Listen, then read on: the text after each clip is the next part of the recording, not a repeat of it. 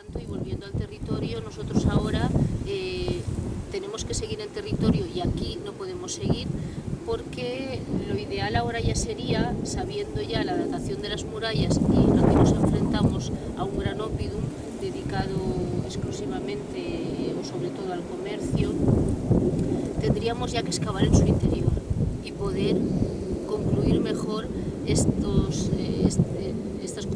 planteamientos a los que hemos podido llegar con este proyecto. Pero si no se nos permite, no se nos da permiso, no podemos excavar en el interior. Por lo tanto, nos hemos visto abocados ya a trabajar en el territorio. Que bueno, nos ilusiona mucho. Este año pues tenemos la posibilidad de sondear en 2 villas romanas y vamos a trabajar en ello. Es un proyecto muy interesante que ya pues cuando tengamos ya conclusiones después del verano pues podremos ya comentar. Pero tiene que ver con las villas que están cercanas al río Magro. Y bueno, creo que más o menos este es el resumen de todos los trabajos de recopilación, más todo lo que ha sido recuperar noticias antiguas de la carencia. Hemos estado en diferentes museos locales averiguando si había materiales de la carencia, todas las colecciones, y hemos intentado recuperar absolutamente todo y recopilar aquí todo lo que se conocía de la carencia, de hallazgos antiguos, más nuestras excavaciones, más los estudios de los materiales de Milagro Gil. Por lo tanto, creo que esta monografía lo que hace es resumir estos 13 años. A partir de aquí ya es lo que nos depara el futuro i les noves investigacions en el territori. Quines perspectives de futur té el jaciment?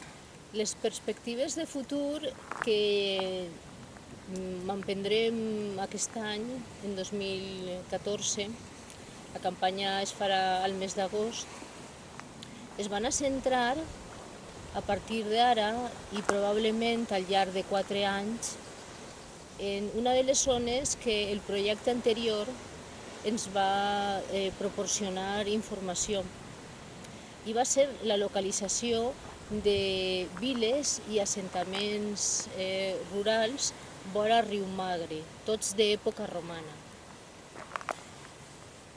I el que volem investigar és el que seria el treball en aquestes viles, l'explotació, si era intensiva, el tipus de conreu que es feia i si hi havia una relació entre aquestes viles, és a dir, si hi havia una vila que era cap, les altres formaven part de la mateixa propietat, i un poc per aquesta línia aniria la investigació. És una investigació que en aquestes terres no s'ha fet encara, en València, per tant nosaltres tenim la possibilitat, perquè ja hem trobat les viles, estan ubicades totes vora riu Magre, que és el riu que passa prop de la Carència, per tant aprofitant la seva àuia, aprofitant els llims que enriqueixen tant la terra quan es desborda el riu, i eixes van a ser les perspectives futures.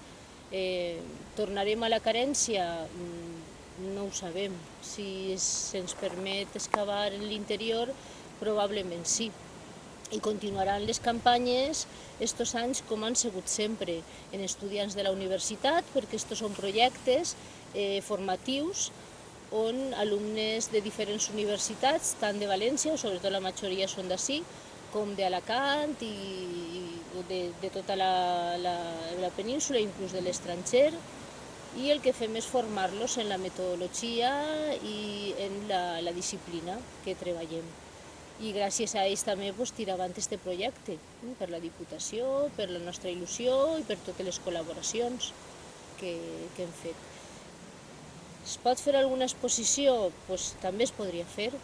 Ja tenim material per a fer alguna exposició temporal que puga mostrar també les conclusions a les que hem arribat.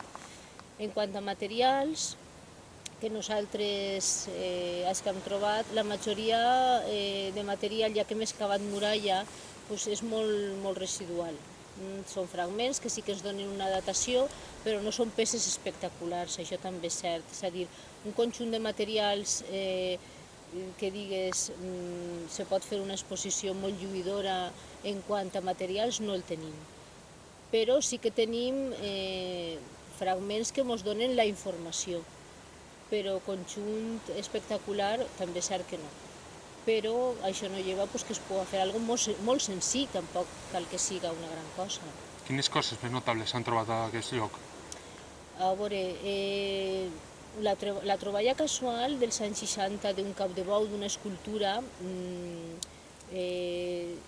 eixe que forma, estudiada per Enric Llobregat i que forma part d'un edifici, un monument funerari d'època ibèrica del segle IV, abans de Crist. És una de les peces més notables que té el jaciment, perquè el fet que tinga escultura li dona una entitat a aquest jaciment, perquè a banda d'Arce Saguntum no hi ha altre jaciment valencià que tinga, de la província de València, que tinga escultura. Ja de la Contestània sí, és a dir, ja del sur sí, tenen molts, però d'ací no, per tant això ja li dona una importància. El fet que hi ha ploms escrits, que també hi ha, que s'han publicat també en la monografia, també li dona entitat a aquest lloc. Més la quantitat i la varietat de productes importats de molts llocs de la Mediterrània, tant de peces fenícies, gregues, romanes, del nord d'Àfrica. Tot això està indicant que el jaciment té uns contactes comercials en molts punts, inclús en molts punts peninsulars, i també la numismàtica ens ho ratifica.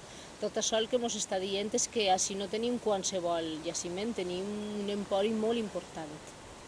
El futur ara més immediat és que tenim el projecte Continua, és a dir, el Servei d'Investigació Prehistòrica de la Diputació de València aposta per els treballs en territori, anem a continuar el projecte, però ja especialitzant-nos més en època romana, perquè jo soc en el museu, soc la conservadora d'època romana, i en la carència hem treballat també el període de romanització, però també hem treballat l'ibèric, òbviament, perquè el jaciment és ibèric, però ara ja anem a derivar-lo més al món romà.